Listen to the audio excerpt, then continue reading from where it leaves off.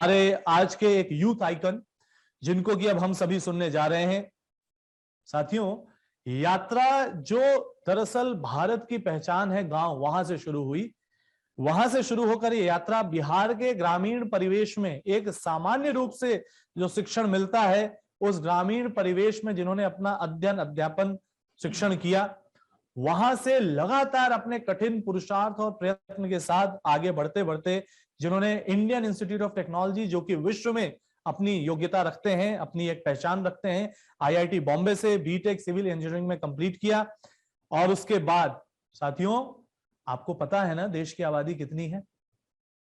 120 करोड़, 130 करोड़ सुनते आते होंगे आप।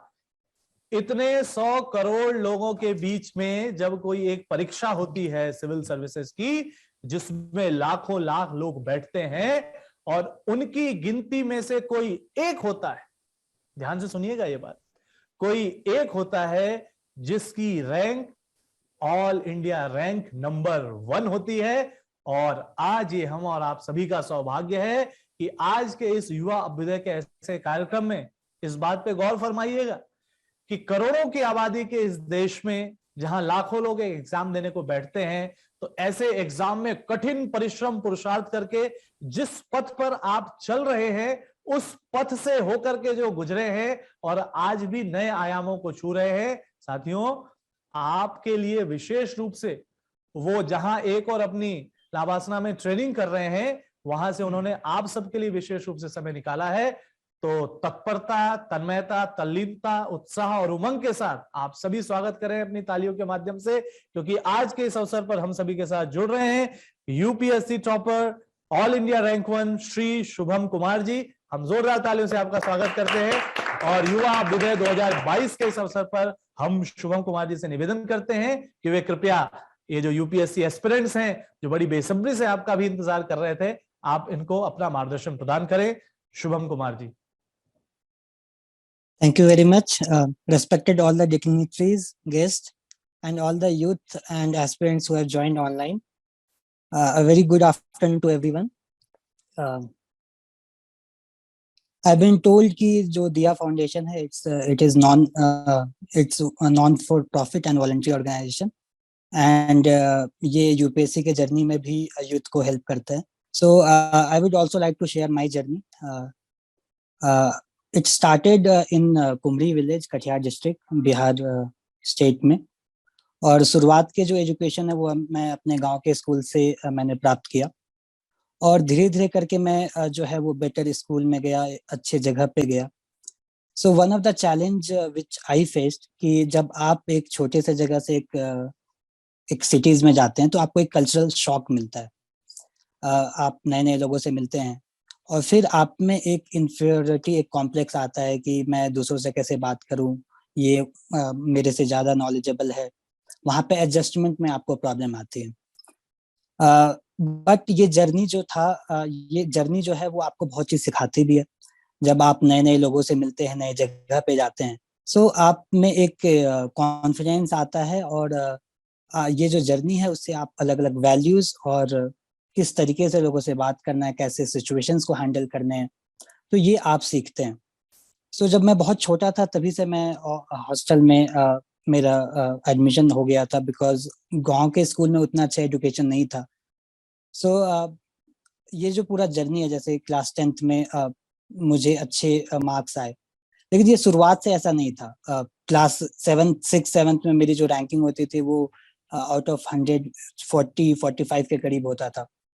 तो फिर उस समय मुझे एक लर्निंग मुझे ये मिला कि if you have proper planning, अगर आप प्लान के तहत तैयारी करते हैं कोई भी चीज़ का, चाहे वो स्पोर्ट्स हो, चाहे वो स्टडीज़ हो, तो आप उसमें इंक्रीमेंटल इम्प्रूवमेंट कर सकते हैं. और ये जरूरी नहीं है कि ये आप एक दिन में इम्प्रूव करें. जैसे क्लास 8th में जब मेरी रैंक, पहला एग्जाम हुआ था उसमें मेरा रैंक ऑलमोस्ट 35 के करीब था. फिर दूसरे एग्जाम में मेरा 16 के करीब आया, फिर 11-12 आया, फिर 6th आया, फिर 2nd आया. सो विद इन 1 ईयर मेरा जो रैंक का इम्प्रूवमेंट था वो ऑलमोस्ट 40 रैंक का इम्प्रूव हुआ था. सो वहाँ से जो मुझे लर्निंग ये मिला कि प्लानिंग अच्छे से करना चाहिए. और दूसरा कि जो भी सोर्सेस हैं, फॉर एग्जांपल जो स्टडीज के जो सोर्सेज हैं, तो आप स्टार्ट करें कि आप बेयर मिनिमम पहले करें, फिर आप हायर लेवल्स पे जाएं।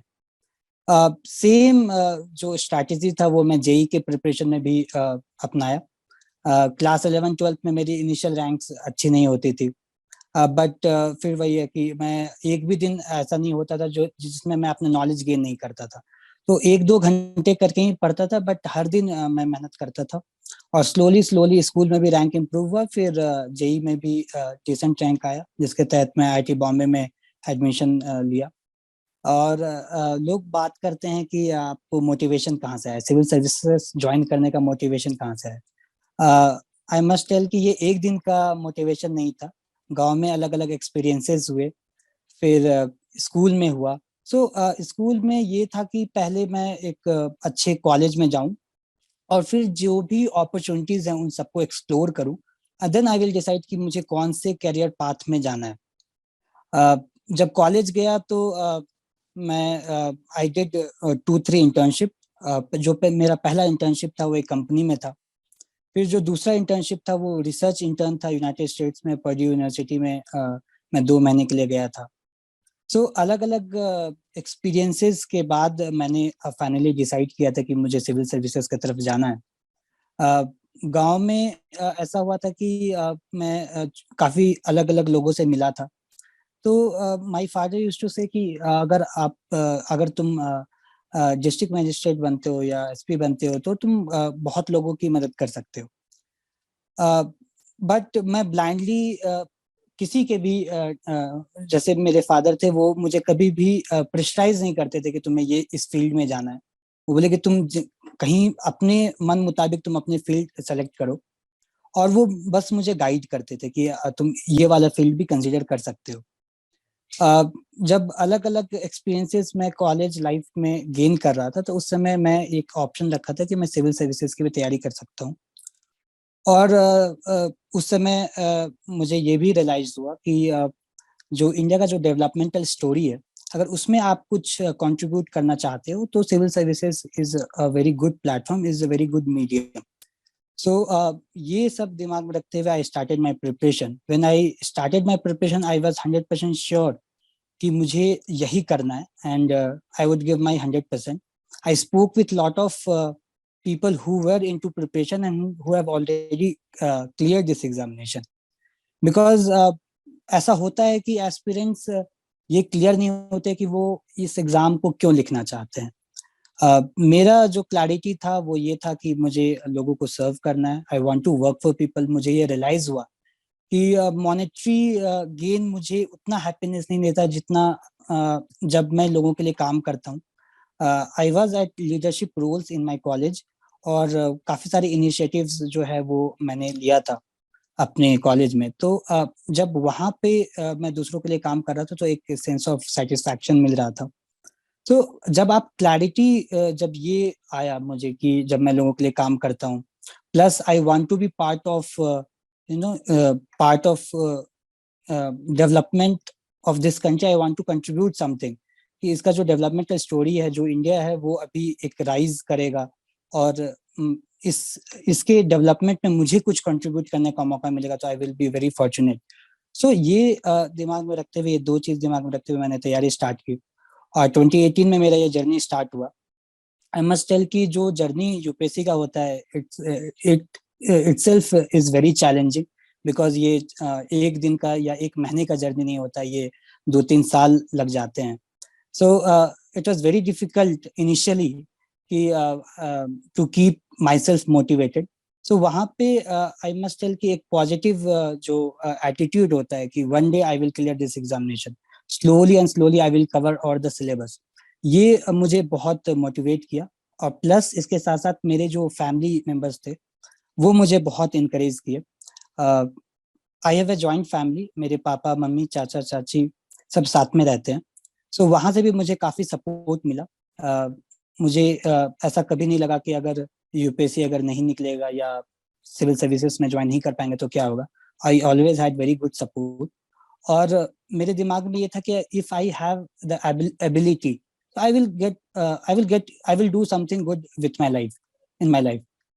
अगर आप में अगर आप अच्छे से पढ़ाई किए हैं, अगर आप एबिलिटी गेन किए हैं, आप आपके पास एक्सपीरियंस है, तो आप अच्छे जगह पे, अगर यूपीएससी नहीं भी होता है तो आप अच्छे जगह पे अच्छे जगह अच्छा कर सकते हैं।